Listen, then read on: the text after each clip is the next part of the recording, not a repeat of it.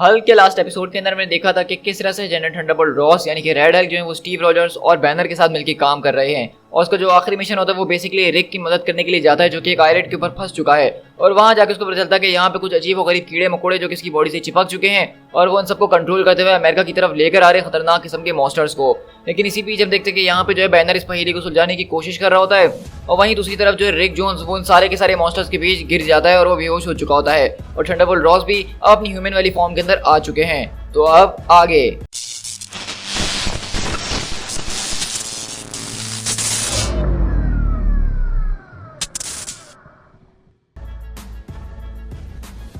दूसरी तरफ यहाँ से शिफ्ट होते उसी मॉन्स्टर आइलैंड के ऊपर जहाँ पे खतरनाक किस्म के डायनासोर जैसे मॉन्स्टर्स रॉस की तरफ आ रहे हो तो रॉस बोलते हैं कि मैं इतनी आसानी से अपनी जान नहीं गंवाने वाला हूँ और तुम लोगों के लिए कुछ आसान नहीं होने वाला है, मुझसे दूर हटो। समझ में आई तुम्हें? रिक फौरन से उठ जाओ प्लीज, ये तुम्हारे लिए अच्छा वक्त नहीं है सोने का। और वहीं से हम देखते हैं कि थंडरबोल्ट रॉस यहाँ पे गिर जाते हैं और वो मॉन्स्टर उनको मारने के लिए उनको खाने के लिए आ चुका होता है और वो कहते हैं कि नहीं नहीं ऐसे नहीं हो सकता, नहीं अगर मैं अपने आप को चेंज कर पाता दोबारा से तो शायद ये ना होता। लेकिन अगले पल हम देखते हैं कि वहाँ पे इनक्रेडिबल हल्क आता है और बोलता है कि तुम चेंज हो सकते हो, लेकिन मेरे ख्याल से ये सिर्फ कुछ मॉन्स्टर जो है वो तुम्हें ट्रिगर करने के लिए काफी नहीं है कि तुम अपनी दूसरी ट्रांसफॉर्मेशन के अंदर आ सको, तुम्हें मेरी जरूरत है। और इसी तरह हम देखते हैं कि वहीं से हल्क थंडरबोल्ट रॉस को अपने गोद में उठाता है और वहां से आगे लेके जा रहा होता है और कहता है कि कम ऑन रॉस, अब अपने आप को उतना ज्यादा तकलीफ देने की जरूरत नहीं है। लेकिन हम देखते हैं कि जैसे ही बैनर को उठाता है अपनी गोद के अंदर तो ये देख के रॉस को गुस्सा आना शुरू हो जाता है और वो कहते हैं कि पुट मी डाउन। और अगले पल वो हम देखते हैं कि रेड हल्क वाली ट्रांसफॉर्मेशन के अंदर आ जाते हैं तो बैनर बोलता है कि ये अच्छा था। और वहीं से अगले पल हम देखते हैं कि एक बड़ा सा मॉन्स्टर आता है और उनके हाथ को चॉप करने की कोशिश करता है,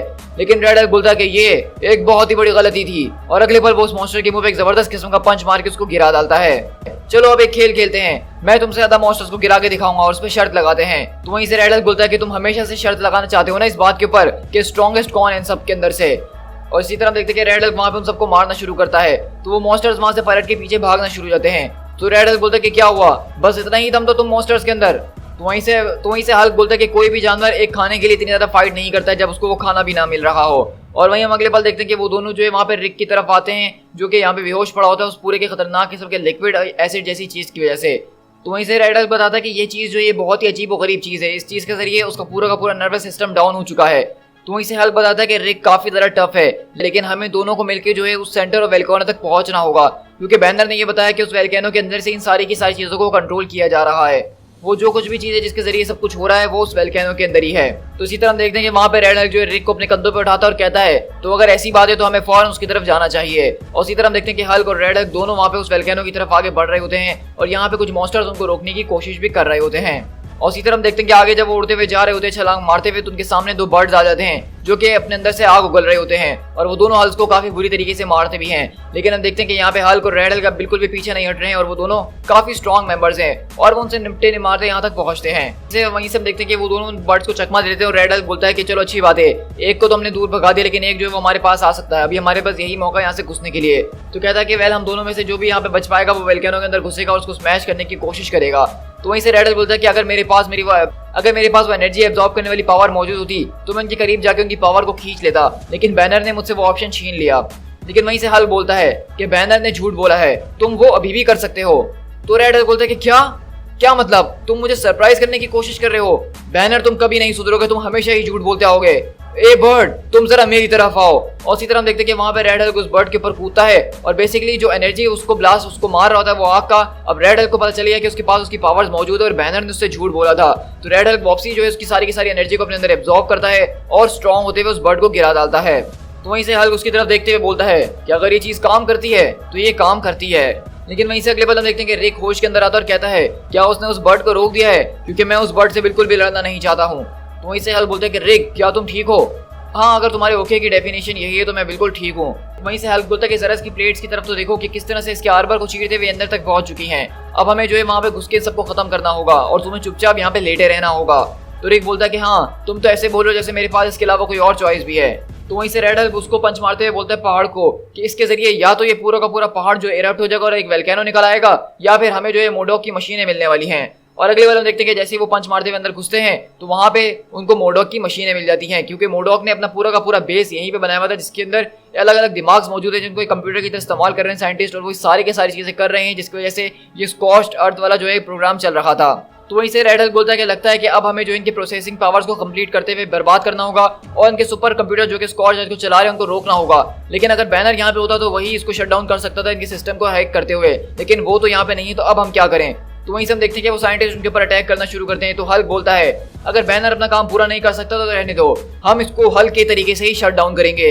इसी तरह देखते हैं कि हल्क जो है बेसिकली उस ब्रेन के ऊपर उसको स्मैश करने के लिए कूदता है, लेकिन उसके अंदर से एक जबरदस्त किस्म की ऐसी खतरनाक वेव निकलती है जिसके जरिए हल्क अपनी बैनर वाली फॉर्म के अंदर आ जाता है। और वहीं से वो साइंटिस्ट बोलते हैं कि बैनर के ऊपर फायर करने की जरूरत नहीं है जब तक वो उस टैंक से बाहर ना आ जाए। तो वहीं से बैनर बोलता है कि रेड तुम यहाँ से बाहर निकलो और किसी और रास्ते से आने की कोशिश करो, इस पूरे के पूरे ब्रेन्स के अंदर एक डिफेंस सिस्टम मौजूद है, वो तुम्हें पावर डाउन कर देगा। तो वहीं से रेड हल्क बोलता है कि ये मेरा कुछ नहीं बिगाड़ सकता है क्योंकि मेरे पास अपने ही डिफेंसेस मौजूद है। बैनर तुम चाहे मेरे बारे में कुछ भी सोचते हो या मुझे कितना भी कम समझते हो, लेकिन मैं अब लोगों की एनर्जी को, पावर को अपने पास ड्रॉ कर सकता हूँ। तो वहीं से बैनर बोलता है कि नहीं, तुम्हें ये करने की बिल्कुल भी जरूरत नहीं है, क्योंकि हम देखते हैं कि हल्क बेसिकली इन सारी की सारी पावर्स को अपने अंदर एब्जॉर्ब करने लग जाता है और अगले वाले उसको एब्जॉर्ब करते करते उसके दिमाग तक पहुंचता है और उस पूरे के पूरे ब्रेन्स को बर्बाद कर देता है। और उसी पूरे के पूरे पानी के बीच बैनर बहता हुआ जा रहा होता है, लेकिन वहीं पर रिक आता है, उसको पकड़ लेता है और बैनर बोलता है कि वेल थैंक्स रिक, अब बताओ कि तुम कैसे हो। तो वहीं से रिक बोलता है कि वेल अब पहले से मुझे कम मरा हुआ महसूस हो रहा है, लेकिन वाह यहाँ पे सच में एक बहुत ही बड़ी मेस्ड अप चीज हुई है। तो वहीं से रेड हल्क बोलता है कि मैंने सारे के सारे एलईडीज को पकड़ लिया बैनर, लेकिन ये बताओ कि तुम मेरे साथ सीधी बात क्यों नहीं करते हो,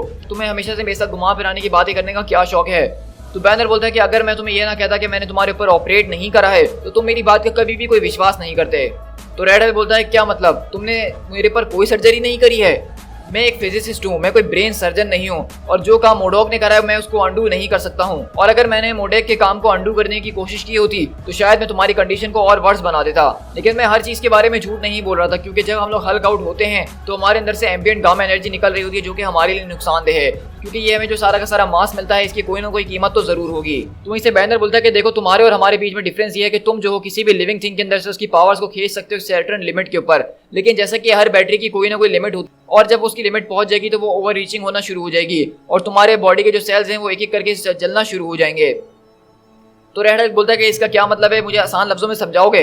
तुम जो हो दो हो, रेड और रॉस, अगर तुम यही काम बार बार करते रहे तो तुम इन दोनों में से किसी एक को खो दोगे। हो सकता है कि तुम रेड को हमेशा के लिए खो दो या फिर रॉस को हमेशा के लिए खो दो, और तुम्हारे पास इसकी चॉइस नहीं होगी कि तुम्हें किसको रखना और किसको नहीं। या तो तुम्हारी ह्यूमैनिटी तुम्हारे पास बचेगी या फिर तुम्हारी सारी की सारी शक्तियां बचेंगी। तो वहीं से रेड हल्क बोलता है कि मुझे ये दोनों चीजें चाहिए। तो बैनर बोलता है कि ये चीज बिल्कुल तुम्हारे हाथों के अंदर ही है, अगर तुमने रॉस को खो दिया तो एटलीस्ट तुमने इस पूरे के पूरे प्रोजेक्ट को इसके बीच खत्म कर दिया है। तो वहीं से रेड हल्क बोलता है कि खैर मोडोक ने तो इस बात को कभी कैलकुलेट नहीं किया होगा कि उनका प्लान इस तरह से बेकार हो जाएगा। तो बैनर बोलता है कि हाँ, मैं शर्त लगा सकता हूँ कि उन्होंने कभी ऐसा सोचा नहीं होगा। और इसी तरह हम लोग यहाँ पे एक हिडन लोकेशन के ऊपर शिफ्ट होते हैं जहाँ पे एक एलएमडी मौजूद होती है जो कि किसी से बात कर रही होती है और कहता है कि हमारा प्रोग्राम जो है वो फेल हो चुका है, हमारा क्लस्टर जो है वो रुक चुका है और ट्रांसमिट नहीं कर रहा है। तो वहीं से वो दूसरा शख्स कहता है कि हाँ मुझे इस बारे में पता है, तुम्हारा बहुत शुक्रिया। तो कहता है कि ऑफ कोर्स आपको तो पता ही होगा, लेकिन मेरा मकसद ये नहीं था कि आपको इस नॉलेज के बारे में पता नहीं होगा, क्योंकि आपका तो सबसे ज्यादा हाईएस्ट माइंड है। तो वहीं से वो कहता है कि प्लीज 0361 तुम्हें मेरे रिएक्शन से डरने की जरूरत नहीं है,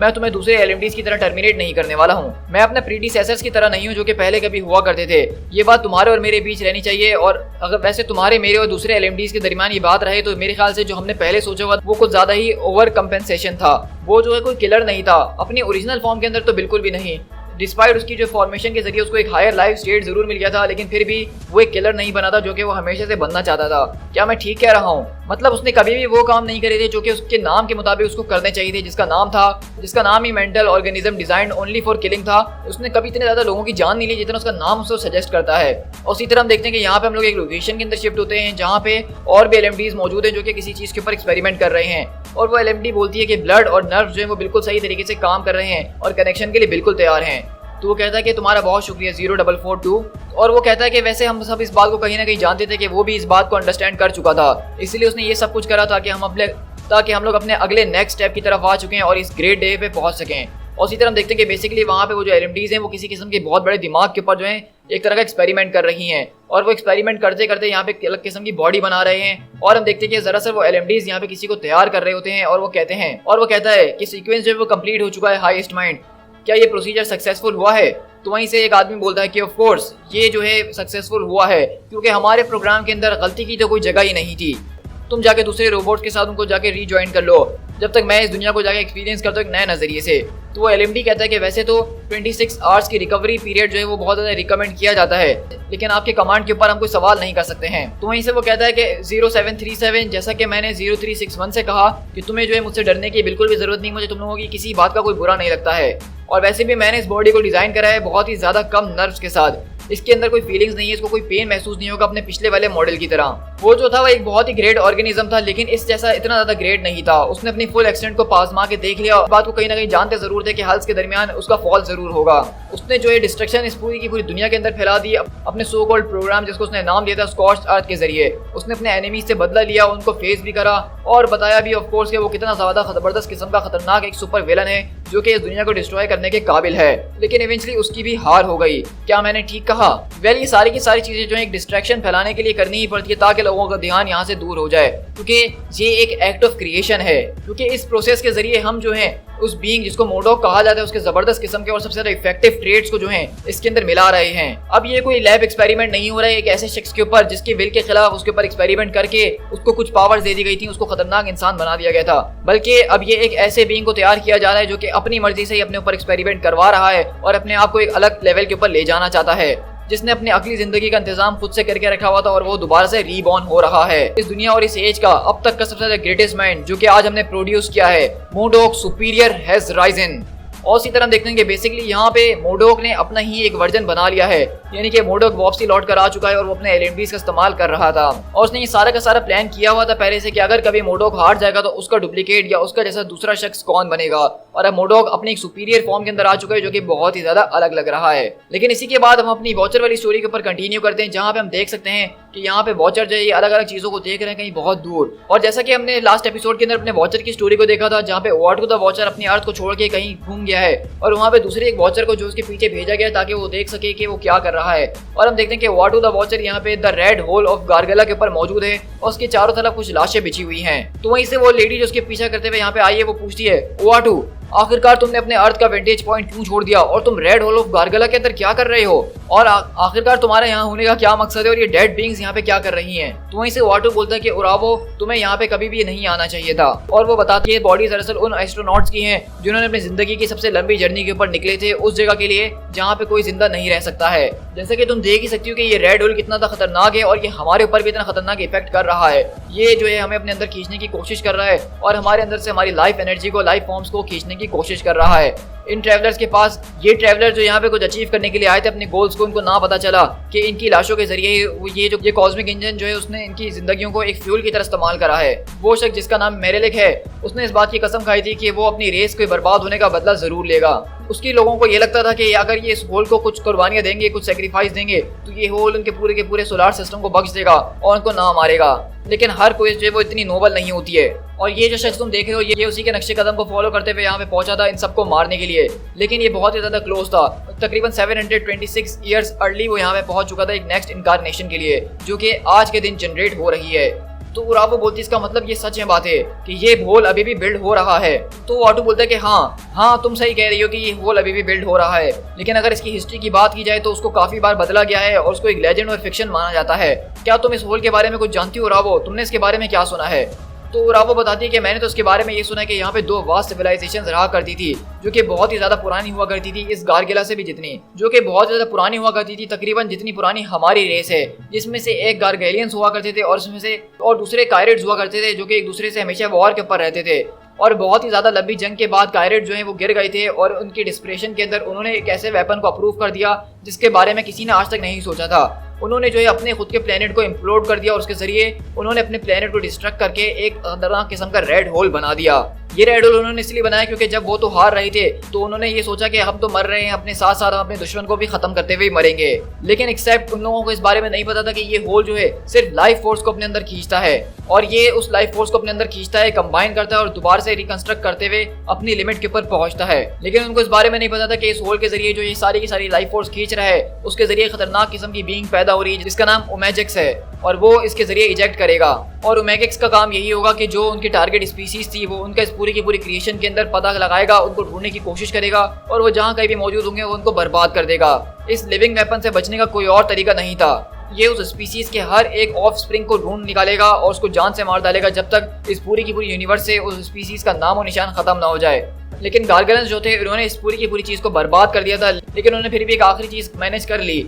उन्होंने जो है इस पूरे के पूरे रेड होल को ऑल्टर कर दिया, जहाँ पे ओमेगेक्स जो है अब जब वापसी लौट कर आएगा तो वो जो है उनको ढूंढने के बजाय अब अपने बिल्डर्स को ही ढूंढेगा, यानी कि जो उनके ओरिजिनल क्रिएटर थे द कायरेट्स। अब वो उन्हीं को तलाश करके उनको जान से मारने की कोशिश करेगा। तो वहीं से वॉचर बोलता है कि तुम्हारी नॉलेज काफी ज्यादा अच्छी है, लेकिन अब जैसा कि वो दोनों के दोनों स्पीसीज खत्म हो गई हैं, तो इस रेड होल से जब ये प्रोसेस दोबारा कंटिन्यू होगा तो वो रैंडमली किसी भी स्पीसीज को अपना टारगेट बना लेगा और वो उसको अपने हिसाब से डिस्ट्रॉय करने के लिए आगे निकल जाएगा। हमारे खुद के लोगों ने टेम्परेरी उस प्रोटोकॉल को लिफ्ट कर दिया था जिसमें हमारी ये शर्त थी कि हम किसी चीज के अंदर इंटरफेयर नहीं करेंगे, क्योंकि ये इशू था ही इतना ज्यादा खतरनाक। क्योंकि अगर हम इस इशू के ऊपर इंटरफेयर ना करते तो शायद हमारे पास इस यूनिवर्स में देखने के लिए कुछ बचता ही नहीं। और मुझे ऐसा लग रहा है कि हमें शायद उस डिसीजन से वापसी हटना नहीं चाहिए था और उसका काम एक दफा तमाम कर देना चाहिए था। हमने गलती ये करी कि हमने इस रेड होल को जो है इस गैलेक्सी से निकाल के इसके बिल्कुल बाहर लाके खड़ा कर दिया, जहाँ पे कोई लाइफ फोर्स ना हो और उसको बनने में ज्यादा टाइम लग जाए। लेकिन वहीं से उरावो बोलती है लेकिन लग तो ऐसा रहा है कि ये अभी भी हो रहा है और किसी भी पल इसके अंदर से ओमेगेक्स पैदा हो सकता है। तो वहीं से वाटू बोलता है कि हाँ तुम बिल्कुल ठीक कह रही हुई कि अपनी ये ओरिजिनल फॉर्म के अंदर आ रहा है और तुम और मैं ऐसे ही शख्स हैं इतनी सदियों के अंदर जिन्होंने सबसे पहली बार इस प्रोसेस को होता हुआ अपनी आंखों से देखा है। अब मैं तुम्हें यही सजेस्ट करूंगा कि हमें लोकल टाइम स्पेस से अनसिंक हो जाना चाहिए। तो वहीं से उरावो बोलती है कि ये ओमेगेक्स जो है ये हमें हार्म नहीं कर सकता है, सही कह रही हूँ मैं। तो वाटू बोलता है कि हाँ ये हमें नहीं देख सकता है, लेकिन मैं नहीं चाहता कि हाई ऑब्जर्वर उराकू जो है तो इस बारे में पता चले और वो इस बात से बिल्कुल भी प्लीज नहीं होने वाले हैं। ये हमें हार्म नहीं पहुंचा सकता है, लेकिन हाई ऑब्जर्वर उराकू जो है वो इस बात से बिल्कुल भी प्लीज नहीं होंगे कि उसने हमारे सिग्नल को फॉलो करते हुए वो हमारी सेंट्रल ऑब्जर्वेटरी तक पहुंच जो कि पैनोरामिया के अंदर है। अब देखो जरा वो लगता है कि वो यहाँ पे पहुंच चुका है। द ओमेगेक्स हैज रिटर्न और वो खतरनाक किस्म की बीइंग जिसका ये लोग जिक्र कर रहे हैं जो कि वॉचर्स की पूरी रेस उनसे डरती है वो उसके सामने आ चुकी है। तो उरावो बोलती है कि ये हमारे बिल्कुल ठीक सामने खड़ा है वाटू, क्या ये हमें देख सकता है, ये कैसे पॉसिबल है। तो वाटू बोलता है कि नहीं ये हमें लोकेट नहीं कर सकता, लेकिन ये मेरे ट्रेल को देख रहा है और ये बहुत ज्यादा इम्पॉसिबल है।